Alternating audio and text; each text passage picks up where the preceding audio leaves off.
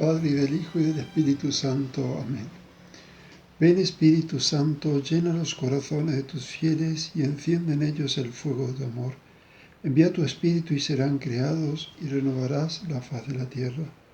Oremos, oh Dios, que has instruido los corazones de tus fieles con las luces del Espíritu Santo, danos gustar de todo lo recto según el mismo Espíritu, gozar para siempre sus consuelos por Cristo nuestro Señor. Amén.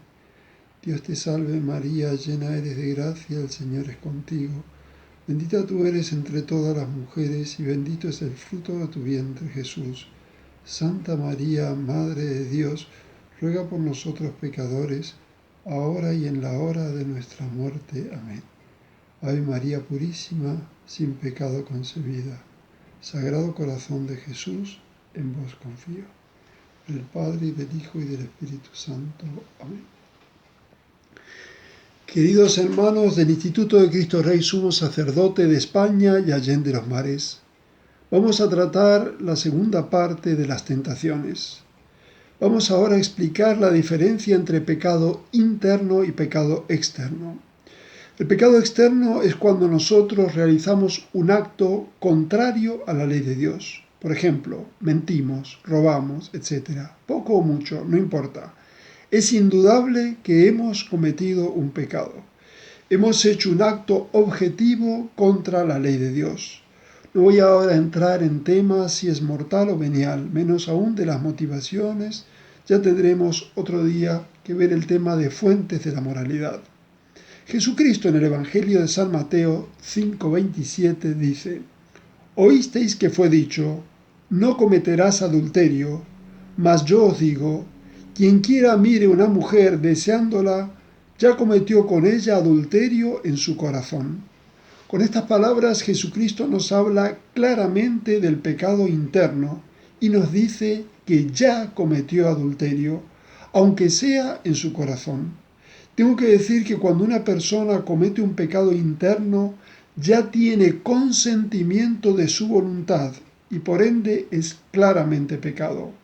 Más aún, el pecado interno es igual que el pecado externo, solo difieren en las consecuencias. Por ejemplo, si yo he decidido robar y finalmente no puedo hacerlo por alguna circunstancia externa o porque al último momento me da vergüenza, el pecado cometido es igual que si hubiera robado, excepto que no tendré obligación de devolver o restituir lo robado. Cosas semejantes serían otros pecados internos contra la justicia, como la mentira. He decidido mentir, pero al final, por lo que sea, no lo hago. Entonces no estaría obligado a restituir la verdad. O también en otros pecados de consecuencias. Por ejemplo, en el caso del adulterio, si fuera el caso, debería en el pecado externo hacerme cargo del hijo, no en el interno, evidentemente. Pero el pecado es el mismo. Consideraremos ahora algunos remedios contra las tentaciones, que tal vez lo más importante a conocer en este tema. El triunfo contra la tentación se da cuando la rechazamos.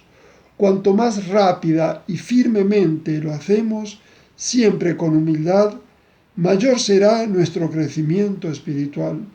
No pensemos que esto depende pura y exclusivamente de la voluntad, sino mucho más de la gracia de Dios que nos fortalece.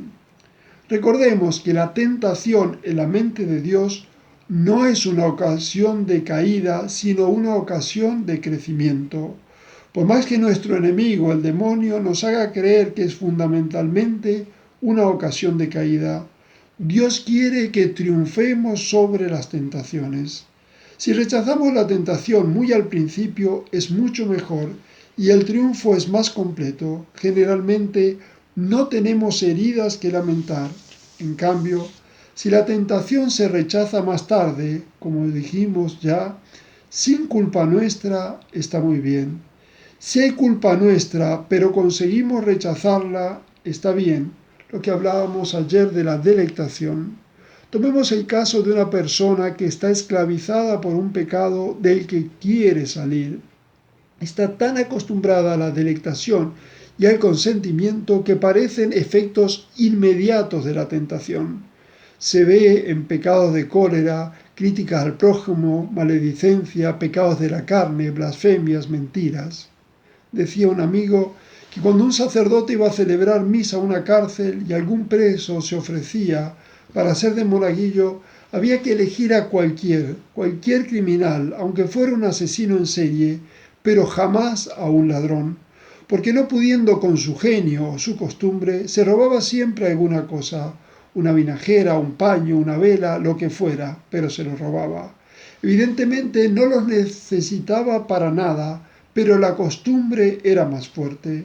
En estos casos, cuando la persona está realmente decidida a cortar con ese pecado, muchas veces caerá casi sin darse cuenta. Mentirá, robará, blasfemará, etc., casi sin darse cuenta. Algunos errores modernos tienden a quitarle toda la responsabilidad, olvidando el principio de la moral llamado voluntario in causa, que significa que el pecador asume todas las consecuencias de sus actos cuando peca, incluida la costumbre que generan, de la cual será luego difícil desprenderse.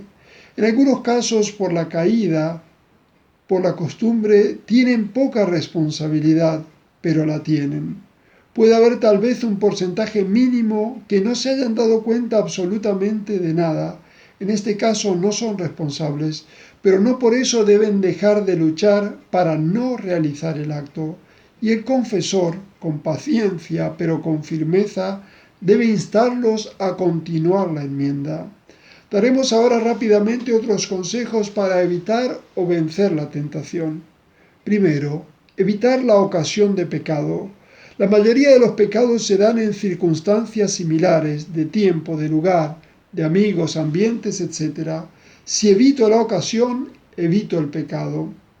Las ocasiones se distinguen en próximas cuando caigo la mayoría de las veces y remotas cuando caigo pocas veces. Otra distinción es ocasiones voluntarias y ocasiones involuntarias o necesarias. Por ejemplo, si la presencia de un compañero de trabajo o un miembro de mi familia me irrita sobremanera, provocando una ocasión próxima de pecado de ira, no por eso puedo echar de su trabajo a mi compañero ni expulsar de mi casa, supongamos, a mi hermano. Será entonces una ocasión de pecado necesaria que también deberé combatir. Debemos hacer todo para evitar las ocasiones próximas voluntarias de pecado y alejar las otras, muchas veces con mayor acto de virtud y sobre todo oraciones. Segundo, nunca jugar con el pecado, nunca entretenerse, nunca dialogar con la tentación. Recordemos a Eva dialogando con la serpiente. Tercero, implorar el auxilio divino, ponerse en los brazos de Dios, reconociendo nuestra miseria y debilidad. Cuarto, abrazarse a la cruz y a Jesús crucificado, y muchas tentaciones de molicie y de placer perderán su fuerza o desaparecerán, y en todas nos fortaleceremos. Quinto, en las tentaciones de fe y pureza tenemos que huir. En las de fe sin discutir, afirmando creo lo que cree la Santa Iglesia Católica, y no entrar ni en razones ni en discusiones, pues el demonio es mucho más inteligente que nosotros y nos va a enredar o tratar de confundir. En las de pureza, muchas veces, cuando tratamos de no pensar, pensamos más, y cuando tratamos de rechazar, las volvemos más presentes. Lo mejor es huir, ocupando el pensamiento, es decir, pensando en otras cosas. A mí me resulta muy provechoso para expulsar este tipo de tentaciones hacer cálculos matemáticos mentales, generalmente adiciones de 3 cifras, ocupando el pensamiento con algo que no sea ni tan fácil ni tan difícil.